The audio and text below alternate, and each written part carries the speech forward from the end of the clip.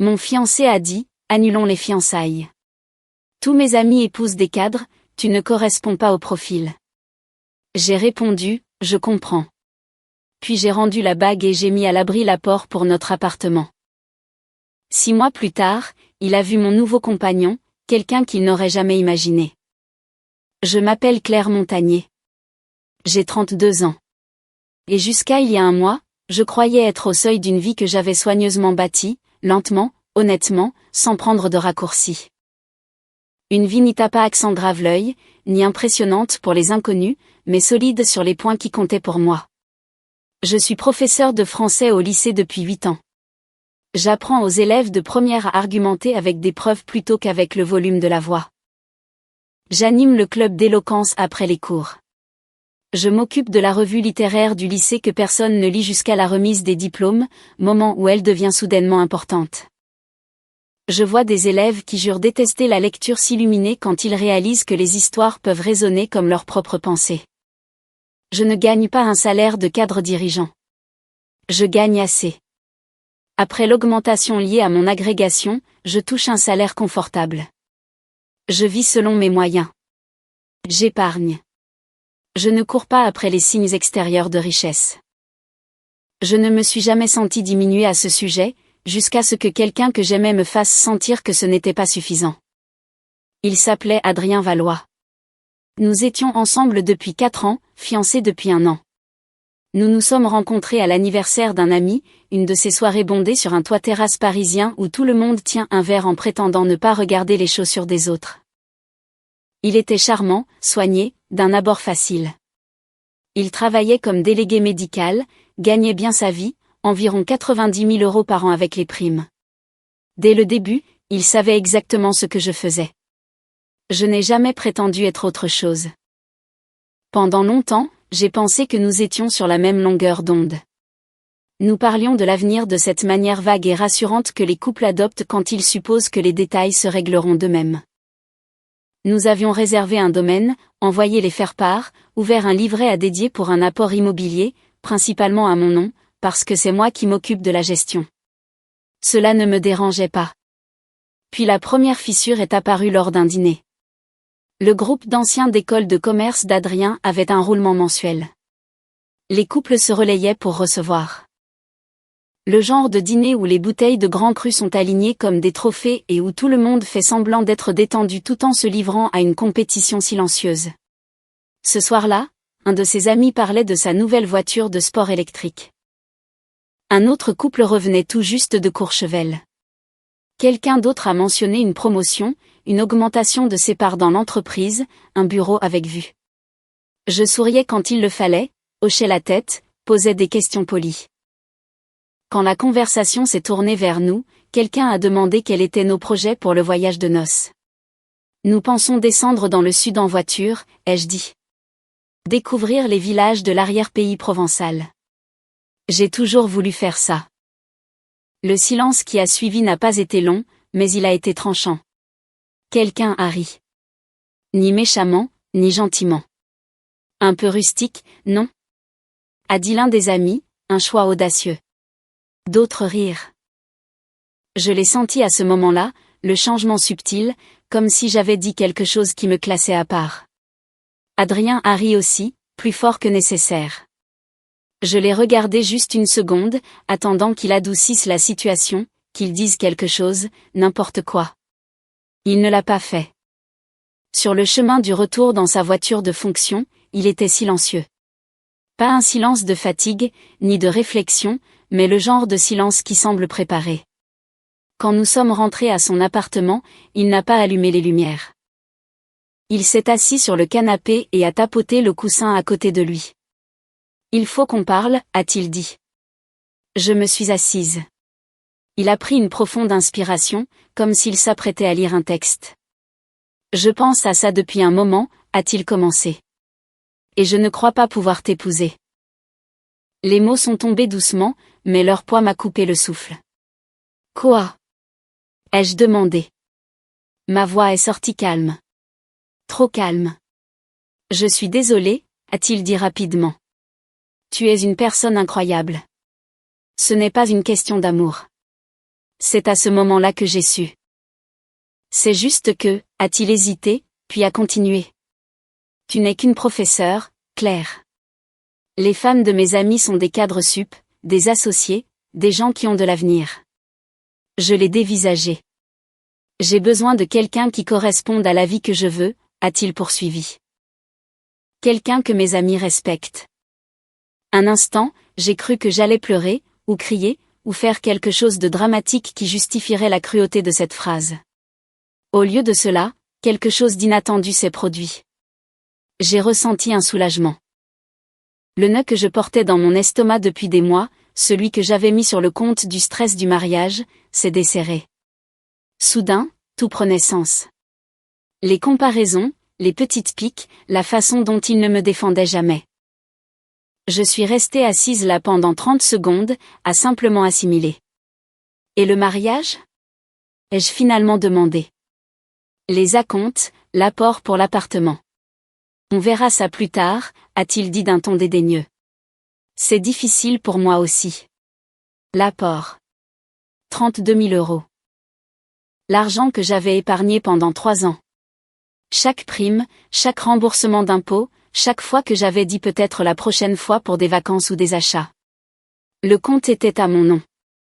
J'avais fait tous les virements. Adrien avait toujours eu une raison de ne pas contribuer. Les mensualités de la voiture, le remboursement de son école de commerce, les frais professionnels, le costume de marque dont il avait besoin pour son réseau. Je l'ai regardé, vraiment regardé, et j'ai réalisé que je n'avais pas le cœur brisé. J'en avais fini. Je comprends, ai-je dit. Il a cligné des yeux. C'est tout. Oui. J'ai retiré la bague de fiançailles et je l'ai posée sur la table basse entre nous. Je n'en veux plus, ai-je dit. Il a ouvert la bouche, puis l'a refermée. J'ai pris mon sac. Bonne chance, ai-je ajouté doucement. Et puis je suis partie. J'ai conduit jusqu'à chez moi dans un calme étrange, comme si un brouillard s'était levé et que je pouvais enfin voir la route devant moi clairement. Le lendemain matin, je suis allée travailler. Mes élèves débattaient du symbolisme dans L'étranger de Camus. Le club d'éloquence avait besoin d'aide pour se préparer à un concours. La vie continuait, stable, rassurante, familière. Ce soir-là, je me suis connectée à mon compte bancaire. L'apport pour l'appartement était toujours là. 32 000 €, entièrement à mon nom, entièrement à moi. Pour la première fois depuis les fiançailles, je n'avais pas l'impression d'être à la traîne. J'avais l'impression d'être sortie de la mauvaise histoire juste à temps. Je n'ai dit à personne que les fiançailles étaient rompues. Pas cette première semaine.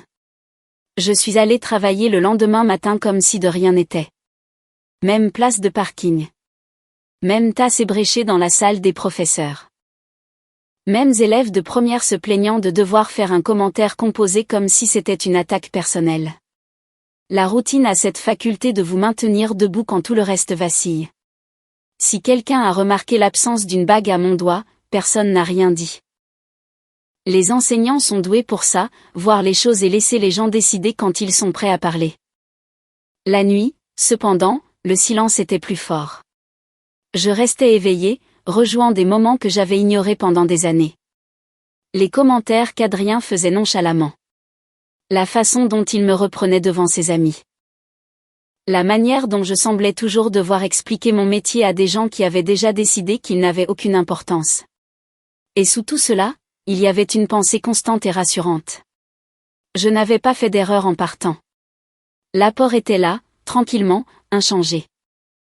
32 000 €. Je consultais le compte tous les quelques jours, non pas parce que j'en avais besoin, mais parce que le voir me rappelait quelque chose d'important. Chaque dépôt racontait une histoire. Les chèques des cours d'été, les cours particuliers supplémentaires, une prime que j'avais reçue pour avoir accepté une mission de coordination que personne d'autre ne voulait. Chaque euro était la preuve de ma discipline, de ma planification, de ma foi en un avenir même si personne d'autre n'y contribuait. Adrien ne m'a jamais vraiment demandé combien il y avait sur le compte. Il aimait l'idée, aimait dire que nous épargnions, aimait la sécurité de savoir que quelque chose de solide existait sans jamais avoir à être celui qui le construisait. Je me souvenais clairement des conversations maintenant. Je commencerai à contribuer dès que ma prime sera versée. Ce mois-ci est un peu serré. Tu es simplement meilleur que moi pour mettre de côté. Je me disais que les partenariats n'étaient pas toujours à 50-50. Ce que je n'avais pas réalisé, c'est avec quelle facilité un déséquilibre se transforme en un sentiment que tout vous est dû. 3 jours après mon départ, Adrien m'a envoyé un message. « Adrien, nous devrions parler de l'argent. » J'ai fixé l'écran plus longtemps que nécessaire. Pas nous, pas ce qui s'est passé, l'argent. Je n'ai pas répondu. Le message suivant est arrivé 1 heure plus tard. Adrien, je ne pense pas qu'il soit juste que tu partes comme ça. Juste. Encore ce mot. Le 4e jour, il a appelé. J'ai laissé l'appel aller sur la messagerie. Sa voix était tendue, contrôlée, essayant de paraître raisonnable. Claire, nous devons être adultes à ce sujet. L'apport était pour notre avenir. Tu ne peux pas simplement le prendre et disparaître. Rappelle-moi. J'ai effacé le message vocal, non par dépit, mais par clarté. Le compte était à mon nom, il l'avait toujours été. Il n'y avait pas de compte joint, pas de virement partagé, pas d'accord écrit au-delà de conversations qui brouillaient commodément les responsabilités. Je n'avais rien pris. J'avais simplement cessé de faire semblant. À la fin de la semaine, la pression est montée. La sœur d'Adrien m'a envoyé un message. « Sœur, Adrien va vraiment mal. Tu l'as pris au dépourvu. Peux-tu au moins lui parler ? » Pris au dépourvu. J'ai tapé une réponse, l'ai effacée, en ai tapé une autre, l'ai effacée aussi. À la place, j'ai posé mon téléphone face contre table et j'ai ouvert mon ordinateur portable. J'avais besoin de faits, pas de sentiments. J'ai sorti tous les relevés bancaires des 3 dernières années, surligné mes virements, sauvegardé des copies, des captures d'écran, des dates, des montants. Ce n'était pas de la paranoïa. C'était de la préparation. Parce que les gens qui estiment avoir droit à votre travail s'arrêtent rarement à des demandes polies. Ce vendredi après-midi, j'ai reçu un mail du domaine de réception. Objet, clarification du contrat. Mon estomac s'est noué, non pas de peur, mais de reconnaissance. Adrien les avait contactés. Il vérifiait simplement le statut de la réservation. Il mentionnait une certaine confusion sur les prochaines étapes. Le contrat portait nos 2 noms, mais l'historique des paiements racontait une histoire plus simple. Je me suis transféré le mail, les classé, et j'ai noté de les appeler lundi. Puis j'ai fait quelque chose que je n'avais pas fait depuis des semaines. J'ai respiré. Pour la première fois depuis la fin des fiançailles, je n'étais pas en train de réagir. J'étais en train d'agir. Ce soir-là, je me suis versé un verre d'eau, juste de l'eau, et je me suis assise à ma table de cuisine avec un carnet. J'ai fait une liste, non pas de griefs, mais d'actions, sécuriser les finances, annuler les obligations communes, fixer des limites, ne rien dire sauf si nécessaire. Cela semblait presque ennuyeux, et c'est ainsi que j'ai su que c'était la bonne chose à faire. Le lundi suivant, j'ai appelé le domaine. Je n'ai pas dramatisé, je n'ai pas trop partagé. J'ai payé la compte, ai-je dit calmement. Je peux fournir les justificatifs bancaires. La coordinatrice a soupiré doucement, comme si elle avait déjà entendu des versions de cette histoire. Nous devrons examiner cela avec la direction, a-t-elle dit. Mais oui, envoyez-nous vos relevés. Je l'ai fait. À la fin de l'appel, je me sentais plus légère, non pas parce que c'était résolu, mais parce que je ne prétendais plus devoir à quiconque un accès à mon avenir. Adrien a de nouveau envoyé un message ce soir-là. Adrien, tu es vraiment froide à ce sujet. Je l'ai lu une fois, puis j'ai archivé la conversation. Froide, c'est ainsi que les gens vous qualifient quand vous cessez de négocier votre propre valeur. Je n'étais pas en colère. Je n'étais pas vindicative. J'en avais simplement fini de subventionner une vie qui ne me respectait pas. Et quelque part entre la correction des copies et le suivi des remboursements, il est devenu clair que ce n'était pas une question d'argent. L'argent était juste la première chose qu'il a essayé de prendre quand il a réalisé qu'il ne pouvait plus me prendre pour acquise. Le domaine m'a rappelé 2 jours plus tard. J'étais assise dans ma salle de classe pendant la pause déjeuner, un sandwich entamé sur mon bureau, une pile de copies à corriger. La pièce sentait encore légèrement la craie et l'impatience adolescente. Bonjour, Claire, a dit la coordinatrice, sa voix professionnelle mais chaleureuse. Nous avons examiné vos preuves de paiement et j'ai vérifié avec la comptabilité. Vous avez raison. L'acompte complet provenait de votre carte. J'ai fermé les yeux brièvement, non pas de soulagement, mais plutôt de confirmation. Il y a une complication, a-t-elle poursuivi. Le contrat mentionne les deux noms. Normalement, nous exigeons les signatures des deux parties pour annuler. Je m'y attendais. Quelles sont mes options ? Ai-je demandé. Elle a hésité. Si l'une des parties refuse de coopérer, la personne qui a payé peut contester le versement. Il y a des frais de dossier, mais la majorité serait remboursée. Combien perdrais-je ? Environ 1 000 €. J'ai fait le calcul automatiquement. 3 500 € versés, 2 500 remboursés. Pas idéal, mais propre. Procédons ainsi, ai-je dit. Elle n'a pas semblé surprise. Je vous enverrai les documents par mail. En raccrochant, j'ai réalisé quelque chose d'inconfortable. Pas une seule fois je n'avais été tentée de demander la permission à Adrien. C'était nouveau. La photographe a été plus simple. Le contrat était uniquement à mon nom. 800 €, entièrement remboursable dans les 30 jours. Je suis désolée que les choses n'aient pas fonctionné, a-t-elle dit doucement au téléphone.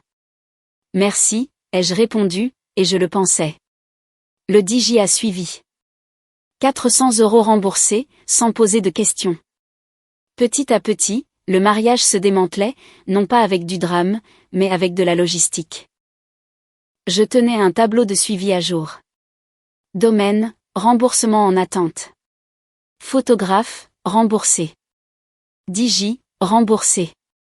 Chaque ligne me donnait l'impression de retrouver de l'oxygène. Adrien l'a remarqué. Bien sûr qu'il l'a remarqué. Adrien, tu as annulé la photographe sans me parler. Je n'ai pas répondu. Un autre message a suivi. Adrien, c'est aussi mon mariage. J'ai fixé les mots. C'était. Ce soir-là, il s'est présenté à mon appartement. Je ne lui avais pas dit où j'avais déménagé après avoir quitté son appartement, mais des amis communs l'avaient fait. Ce n'était pas difficile à trouver. Je n'ai pas ouvert la porte tout de suite. Je suis restée de l'autre côté, écoutant sa respiration à travers le bois, impatiente, contrôlée, familière. Claire, a-t-il dit. On peut parler ? J'ai ouvert la porte juste assez pour le regarder. Il avait l'air plus irrité que blessé, comme quelqu'un qui avait perdu le contrôle d'une situation qu'il pensait maîtriser. Tu annules tout sans moi, a-t-il dit. Ce n'est pas comme ça que les couples fonctionnent. Je me suis appuyée contre le cadre de la porte. Ceci a cessé d'être un couple quand tu m'as dit que je n'étais pas assez bien pour être épousée, ai-je dit calmement. Ce n'est pas ce que j'ai dit. J'ai croisé son regard. C'est exactement ce que tu as dit. Il a expiré brusquement. Tu déformes les choses. Non, ai-je répliqué. Je m'en souviens avec précision. Sa mâchoire s'est crispée. Tu n'es pas raisonnable. Tu prends de l'argent qui était destiné à nous deux. Je récupère de l'argent que j'ai épargné, ai-je dit. Il y a une différence. Un silence s'est étiré entre nous. Il a changé de tactique. Tu sais que les gens posent des questions, a-t-il dit. Ça me donne une mauvaise image. C'était le moment. Pas de colère, pas de tristesse. De la clarté. Je ne gère plus ta réputation, ai-je dit. Je gère ma vie. Il m'a regardé comme s'il n'avait jamais entendu ces mots auparavant. Alors, c'est tout ? A-t-il demandé. Oui. Il attendait quelque chose. Des excuses, une négociation. Cela n'est pas venu. Finalement, il a reculé. Très bien, a-t-il dit. Fais ce que tu veux. J'ai fermé la porte. Une semaine plus tard, le remboursement du domaine est arrivé sur mon compte. J'ai mis à jour mon tableau. Total récupéré jusqu'à présent, 3 700 €. J'ai fixé le chiffre un instant, puis j'ai fermé le fichier, car la vraie récupération n'était pas financière. Elle était intérieure. J'avais passé des années à aplanir les choses, à expliquer, à m'accommoder, à me faire plus petite pour que quelqu'un d'autre se sente plus grand. Annuler le mariage seul n'était pas solitaire. C'était honnête. Et l'honnêteté, j'étais en train de l'apprendre, était plus silencieuse que la performance, mais bien plus puissante. L'idée m'est venue un mardi soir. Pas de manière dramatique, à la mange, prie, aime. Pas de dépression. J'étais assise à ma table de cuisine, mon ordinateur portable ouvert, mon compte bancaire sur un onglet, les prix des billets d'avion sur un autre. L'appartement était silencieux, à l'exception du bourdonnement du réfrigérateur. J'avais de l'argent, pas de l'argent pour des folies, pas de l'argent pour prouver quelque chose, juste de l'argent disponible. L'apport pour l'appartement était intact, 32 000 €. Les remboursements du mariage rentraient petit à petit.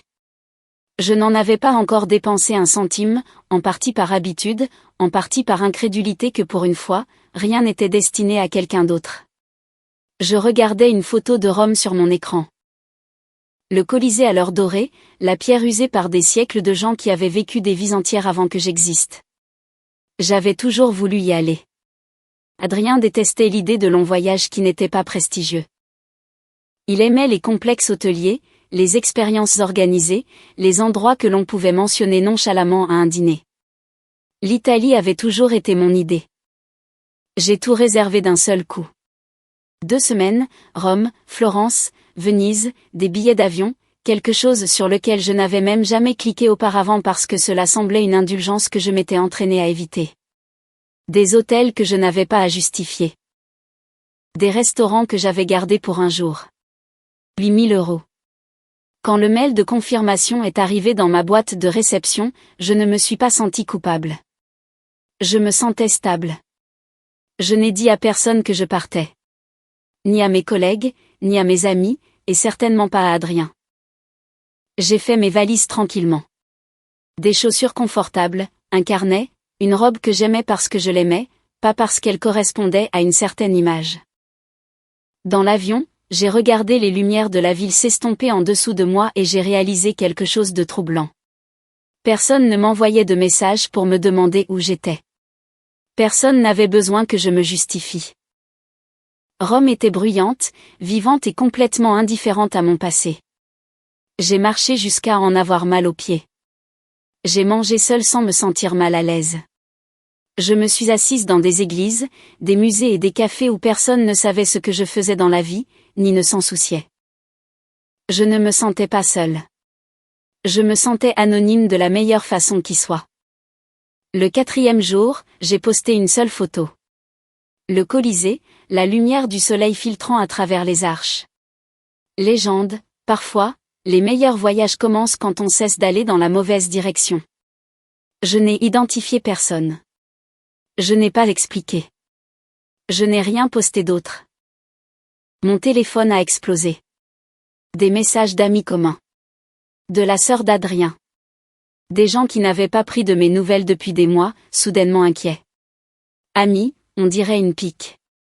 Sœur, tu essaies de blesser Adrien? Adrien, c'est incroyablement immature. Je les ai tous lus.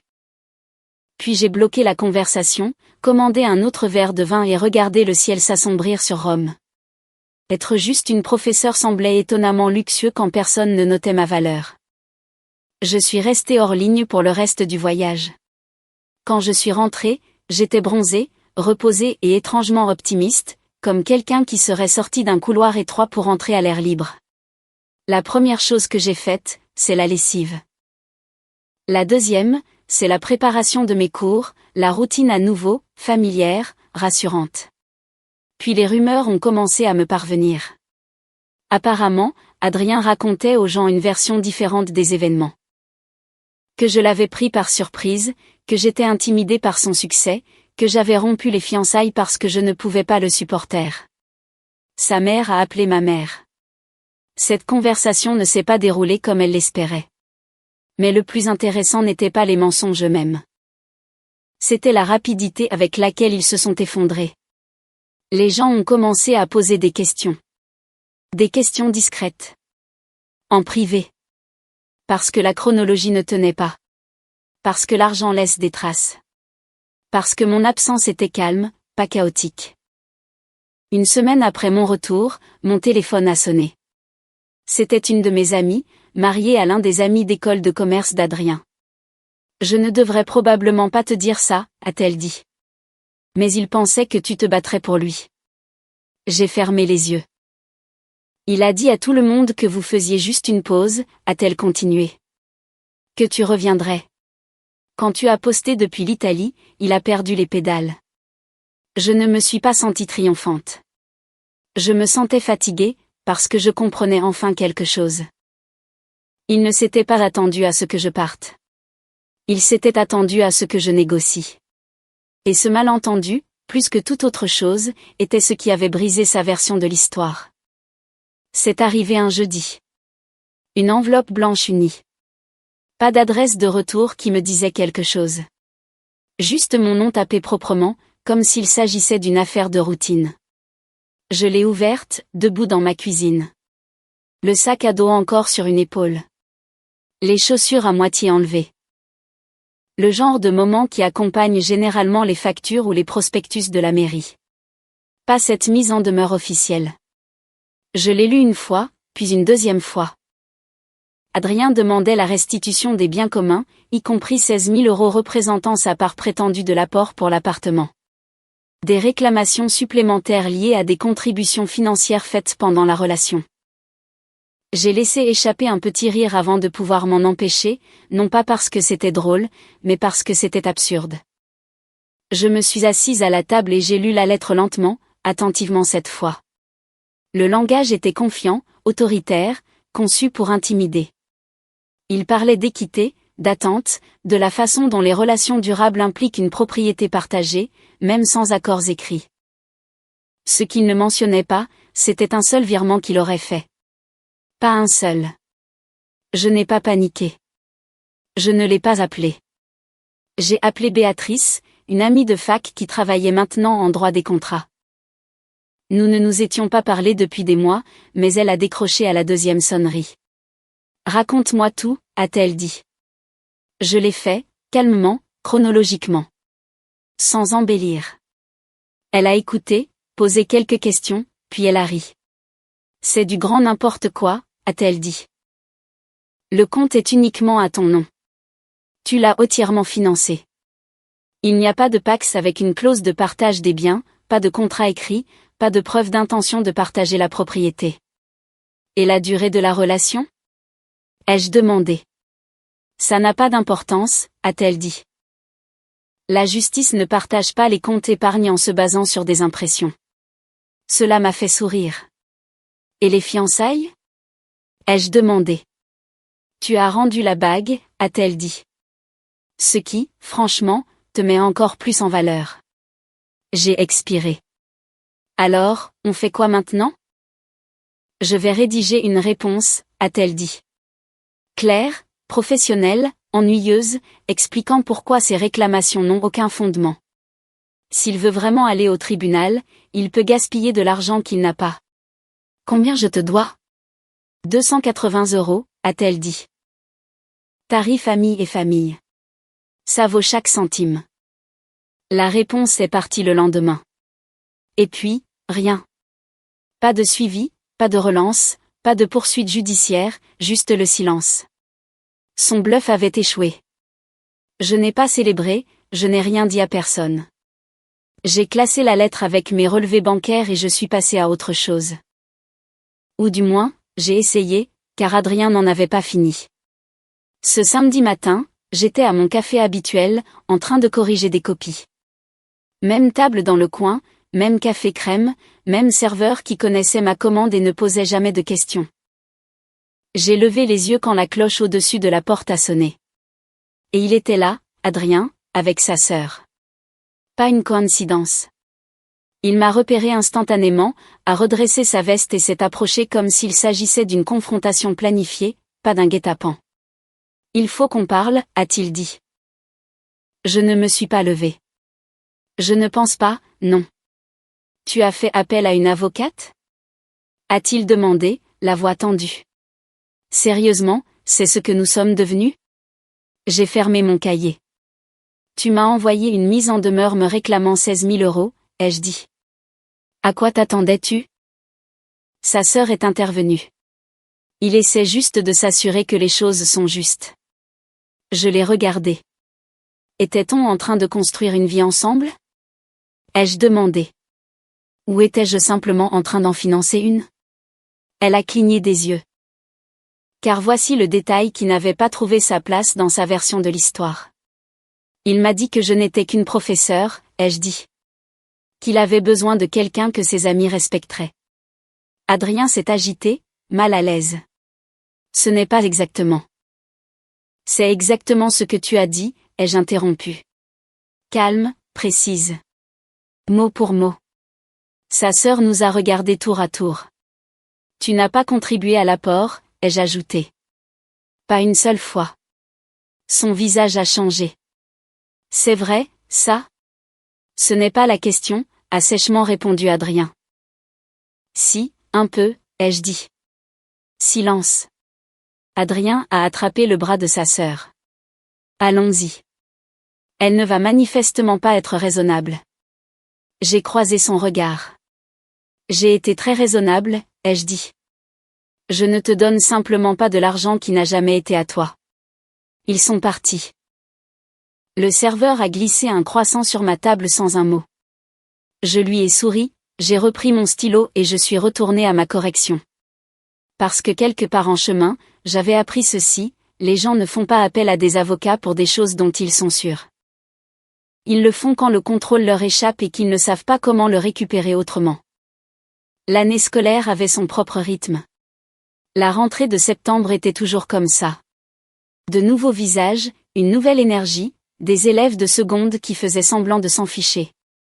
Des élèves de terminale qui faisaient semblant de ne pas être terrifiés. Le club d'éloquence bourdonnait de l'anxiété du premier concours. Les textes pour la revue littéraire arrivaient, inégaux, bruts et pleins d'espoir. Le travail manquerait, non pas comme une échappatoire, mais comme la preuve que ma vie ne s'était pas effondrée simplement parce qu'une relation avait pris fin. Je n'avais pas prévu de sortir avec quelqu'un. Je ne m'interdisais rien de façon dramatique. Je ne cherchais tout simplement pas. L'idée de conversation légère, de devoir m'expliquer à nouveau, me semblait épuisante. Puis le concours d'éloquence a eu lieu. C'était un samedi, tôt. Trop de café, des tables pliantes qui bordaient le gymnase, des jurés qui s'enregistraient, des élèves qui faisaient les 100 pas, des professeurs qui faisaient semblant de ne pas les couver du regard. J'organisais les fiches de notation quand quelqu'un s'est approché de moi. « Excusez-moi » a-t-il dit. « Vous savez où se trouve la salle C ?» Je me suis retournée. Il était grand, un peu froissé, comme s'il sortait tout droit de quelque chose d'exigeant et n'avait pas eu le temps de se lisser. Pas tapa accent grave l'œil, pas soigné. Juste présent. Au fond du couloir, deuxième porte à gauche, ai-je dit. Merci, a-t-il répondu, puis il a marqué une pause. Vous êtes l'une des organisatrices? Oui, c'est moi. Il a souri. Bien. Alors je suis au bon endroit. Nous n'avons pas reparlé avant plus tard. Pendant une pause entre les épreuves, il s'est retrouvé à côté de moi dans le couloir. Nous étions tous les deux appuyés contre le mur, consultant nos téléphones comme des gens qui évitent délibérément le contact visuel. Alors, a-t-il dit. Qu'est-ce que vous enseignez? La voilà. La question qui venait généralement avec une lueur de jugement. Les lettres, ai-je dit, me préparant. Son visage s'est illuminé. Pas possible, a-t-il dit. C'est incroyable. J'ai cligné des yeux. Vraiment? Absolument, a-t-il dit sans hésitation. Mes profs de français ont changé ma vie. Pas de pause, pas de nuance. Pas de c'est bien teinté de pitié. Juste du respect. Je suis Lucien, a-t-il ajouté. Je viens faire jurer quand je peux. C'est du bénévolat. Claire, ai-je dit, organisatrice, arbitre occasionnel. Il a ri. Nous avons parlé pendant 10 minutes de livres, de la façon dont le débat apprend aux jeunes à penser, pas seulement à argumenter. De la façon dont les adolescents sont épuisants de la meilleure manière qui soit. Ce n'est qu'à ce moment-là qu'il a mentionné son travail. Je travaille au CHU, a-t-il dit nonchalamment. En internat. J'ai hoché la tête. Ça a l'air intense. Il a fait une grimace. C'est un mot pour le décrire. Il n'a pas élaboré, n'a pas pris de grands airs, n'en a pas fait son identité. À la fin de la journée, il a hésité. Ça vous dirait de prendre un café un de ces jours ? A-t-il demandé. Sans pression. Il y avait quelque chose dans son ton qui rendait la réponse facile. Bien sûr, ai-je dit. Le café s'est transformé en un autre café, puis en un dîner, puis en des promenades qui ont duré plus longtemps que prévu. À notre 3e rendez-vous, il m'a posé des questions sur ma relation passée. Je lui ai donné la version courte. Il a dit qu'il ne pouvait pas m'épouser parce que je n'étais qu'une professeure, ai-je raconté. Lucien a ri, non pas pour se moquer, mais avec une véritable incrédulité. Je suis endetté et je gagne moins que mon chef de clinique à mon âge, a-t-il dit. Et je suis épuisé la moitié du temps. J'ai haussé un sourcil. Tu sais ce qu'est la réussite, toi, a-t-il continué. Se réveiller sans redouter sa journée. C'est ce que tu as. La plupart des gens ne l'ont pas. Je ne savais pas quoi dire. Alors, je l'ai embrassé. Il m'a embrassé en retour. C'était simple. Pas de performance, pas de mesure, pas de comptage de points.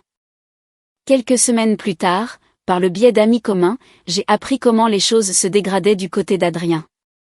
Les couples auxquels il nous avait autrefois comparés n'allaient pas si bien.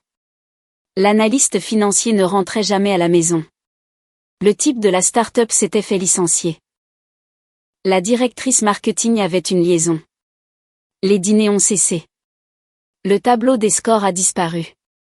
Adrien avait recommencé à sortir, courant après ce qu'il pensait vouloir, le genre de personne que ses amis admiraient. Rien de tout cela n'a duré. Je n'en ai pas ressenti de satisfaction. Je me sentais libre, car pour la première fois, j'étais avec quelqu'un qui ne me demandait pas de justifier ma valeur.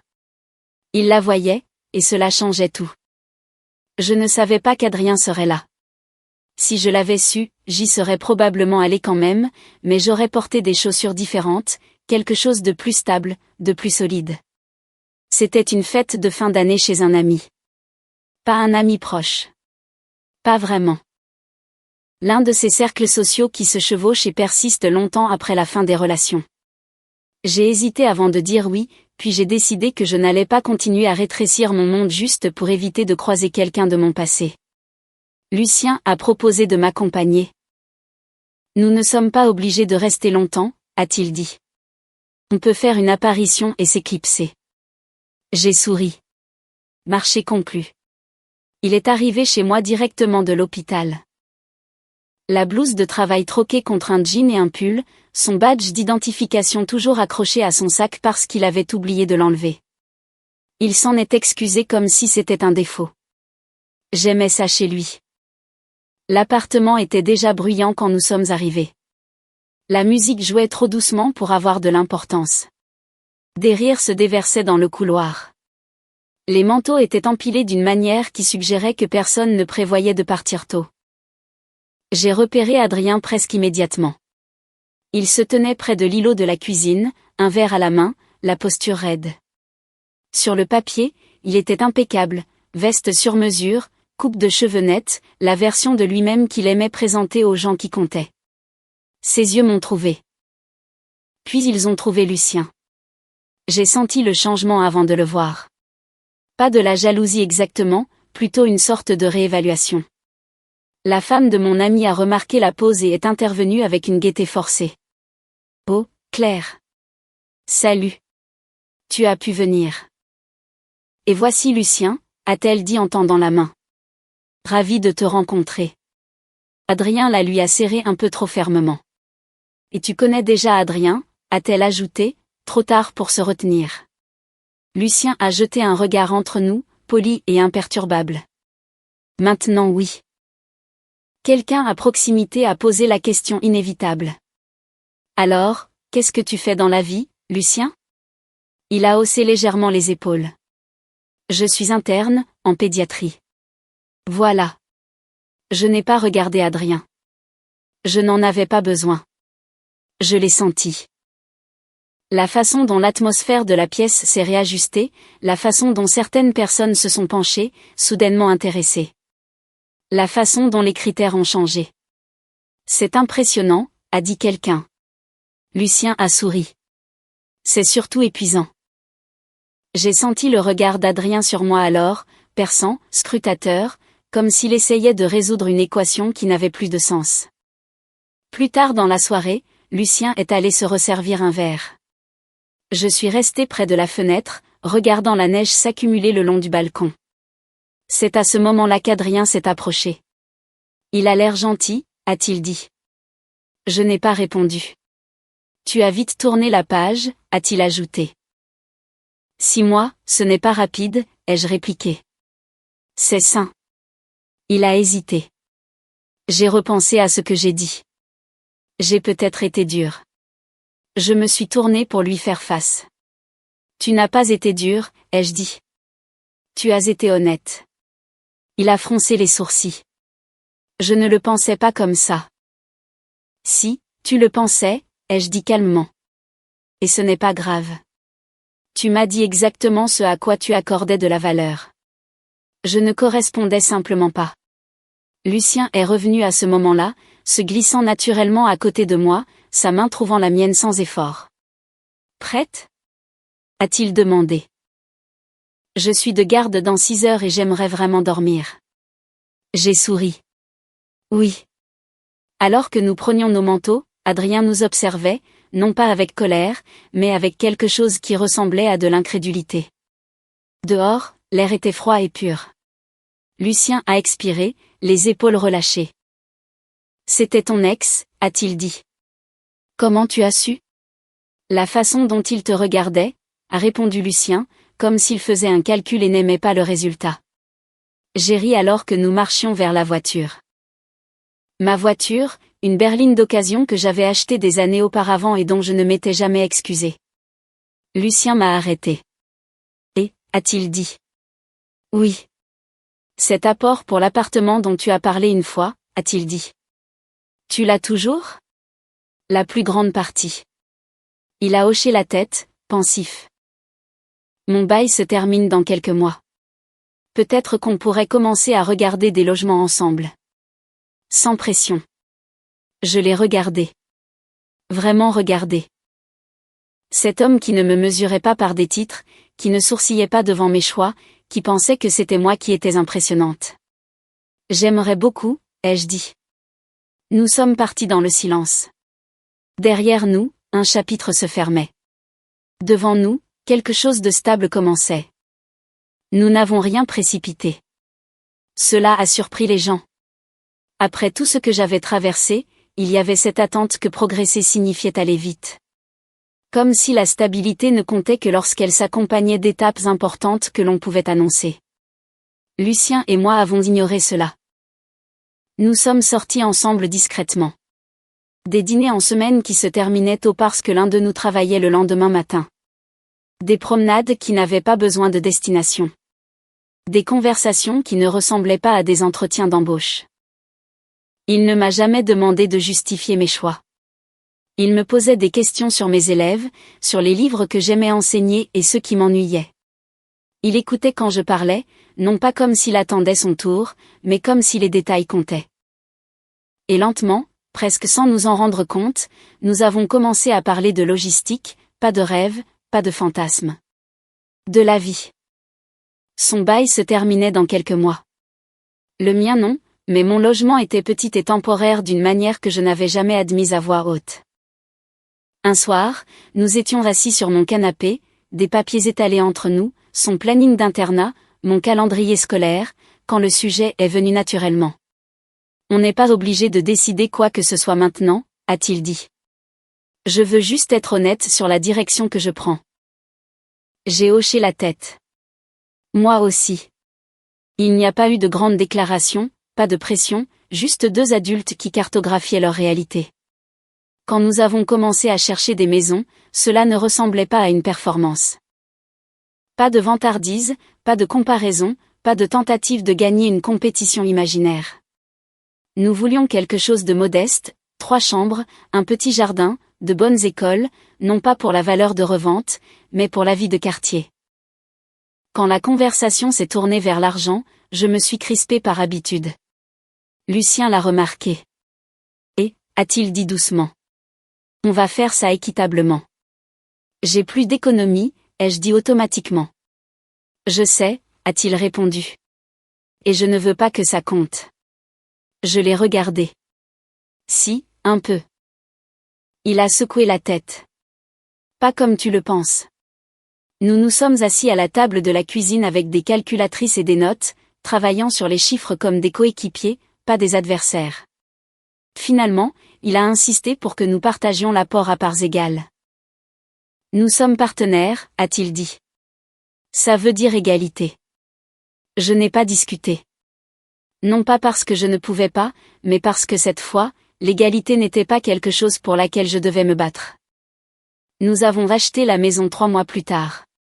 Rien de tape à accent grave-l'œil. Pas de publication d'annonce, pas de photos au champagne avec des clés surdimensionnées, juste une date de signature chez le notaire et une poignée de main.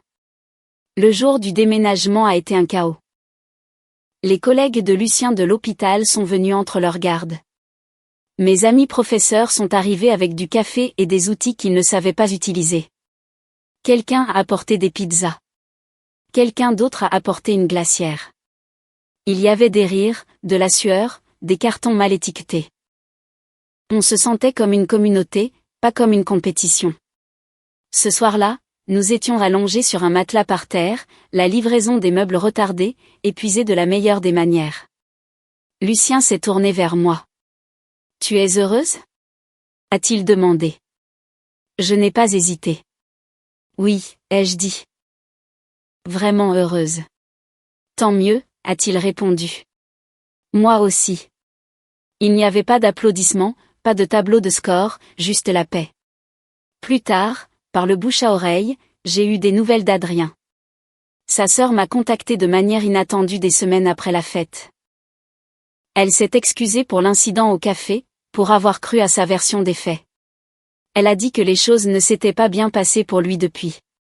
Les relations qu'il recherchait semblaient parfaites sur le papier mais s'effondraient dans la pratique. La vie qu'il pensait vouloir lui échappait sans cesse. Apparemment, il avait eu le plus de mal après m'avoir vu installé. Non pas parce que j'avais gagné, mais parce que je n'en avais pas eu besoin. Je ne me suis pas sentie vengée. Je me sentais distante. Parce que le succès, avais-je appris, ce n'est pas d'impressionner des gens qui sont déjà occupés à se mesurer les uns aux autres. C'est de construire quelque chose de calme et de réel avec quelqu'un qui ne vous demande jamais d'être plus que ce que vous êtes déjà. La vie n'a pas changé d'un seul coup. Elle s'est installée. Les matins sont devenus prévisibles de la meilleure des manières. Lucien partait tôt pour l'hôpital la plupart des jours, en faisant attention de ne pas me réveiller. Je restais derrière, corrigeant des copies à la table de la cuisine, la lumière du soleil remplissant lentement la pièce. Il n'y avait plus ce sentiment de performance. Personne ne comptait les points. Quand les gens nous posaient des questions, je n'enjolivais pas les choses. Nous allons bien, disais-je, et cela suffisait. Parfois, le contraste me frappait de manière inattendue. 4 ans avec Adrien, et pas une seule fois il n'a contribué financièrement à l'avenir qu'il insistait que nous construisions. Il parlait de notre vie comme si c'était quelque chose qui arrivait automatiquement, gagné par la proximité, pas par l'effort. Avec Lucien, tout était intentionnel. Les conversations sur l'argent n'étaient pas tendues. Elles étaient pratiques, équitables, honnêtes. Pas de supposition, pas de sentiment que tout lui était dû. Cette différence comptait plus que n'importe quel titre ne le pourrait jamais. J'entendais des nouvelles d'Adrien par les canaux habituels, des connaissances communes, des mentions vagues lors de rassemblements. Il a déménagé dans une autre région, a pris un travail moins bien payé mais qui promettait un meilleur équilibre. Il a dit aux gens qu'il réévaluait ses priorités. Peut-être que c'était le cas. Ou peut-être que le monde qu'il avait bâti sur la comparaison était finalement à court de chiffres qui lui donnaient l'impression d'être en avance. Quoi qu'il en soit, je n'étais plus curieuse. Quand Adrien m'a dit que je n'étais qu'une professeure, il le disait comme une limitation, comme quelque chose de petit dont il finirait par se lasser. Mais être juste une professeure signifiait que j'avais une vie qui n'exigeait pas d'être traduite. Cela signifiait que j'allais travailler avec un but, que je rentrais à la maison sans ressentiment, que je construisais un avenir avec quelqu'un qui ne me demandait jamais de justifier ma valeur.